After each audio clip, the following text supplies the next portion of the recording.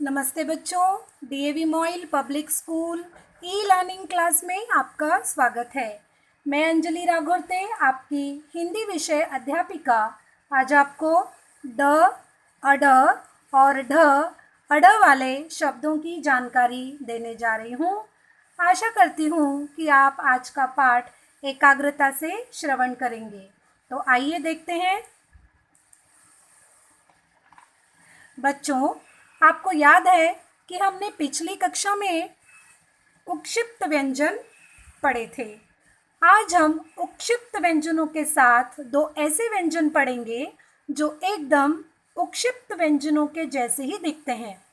अब आपको उत्सुकता लगी होगी कि ये वर्ण कौन से हैं। तो देखिए, ये वर्ण है ड डमरू का, जो अड़ के जैसा दिखता है, उक्षिप्त व्यंजन जैसा, और ढ ढोलक का, जो अढ़ के जैसा दिखता है, उक्षिप्त व्यंजन का। आइए हम इन्हें बारी बारी समझ लें।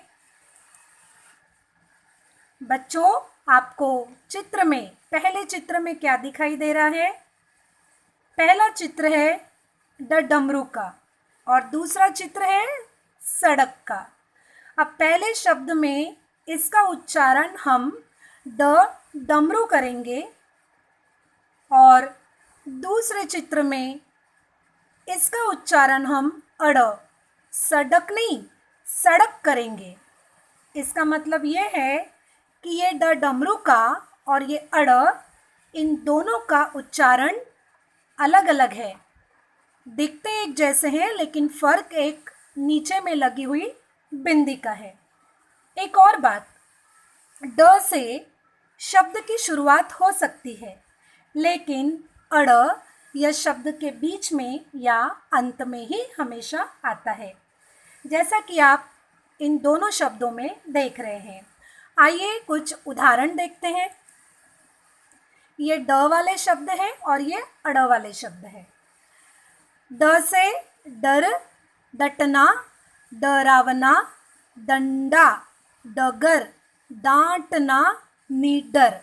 अब अड़ से देखिए, उच्चारण पे ध्यान देना है बच्चों आपको। सड़क, कड़क, कड़वा, थोड़ा, पकड़ा, थप्पड़ और चमड़ा। इन शब्दों में ड से शब्द की शुरुआत हुई है, वह बीच में भी आया है, लेकिन अड़, इससे शब्द की शुरुआत नहीं हुई, वह या तो बीच में आया है और या फिर अंत में आया है। तो आगे बढ़ते हैं ढ और अढ़ की ओर। बच्चों, आपको इस चित्र में क्या दिखाई दे रहा है? पहला चित्र है ढ ढोलक का और दूसरे चित्र में है अढ़ सीढ़ी।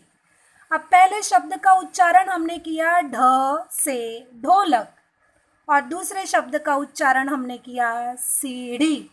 क्यों है ना इन दोनों में फर्क? ढ अढ़, यहाँ ढ से शब्द की शुरुआत हुई है, लेकिन यहाँ पे अढ़ शब्द के बीच में आया है, या फिर वो कभी कभी अंत में भी आता है। तो आइए कुछ उदाहरण देखते हैं।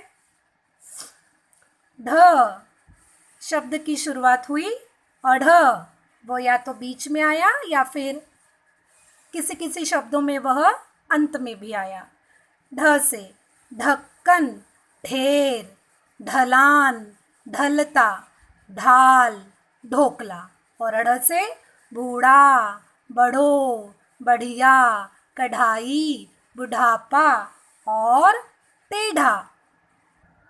तो बताओ, अब समझा ना कि ड, अड़, ढ और अढ़ में क्या अंतर है? तो चलिए, अब समय है गृह कार्य का। जल्दी से अपनी कॉपी पेन लीजिए और हल कीजिए प्रश्न का उत्तर। प्रश्न पहले में ड और अढ़ वाले यहाँ पर 4-4 शब्द लिखने हैं और दूसरे प्रश्न में आपको ढ और अढ़ वाले 4-4 शब्द लिखने हैं। तो बच्चों, है ना आसान गृह कार्य? मुझे विश्वास है कि आप यह गृह कार्य कर लेंगे। इसी आशा के साथ फिर मिलेंगे अगली ई क्लास में। तब तक के लिए धन्यवाद।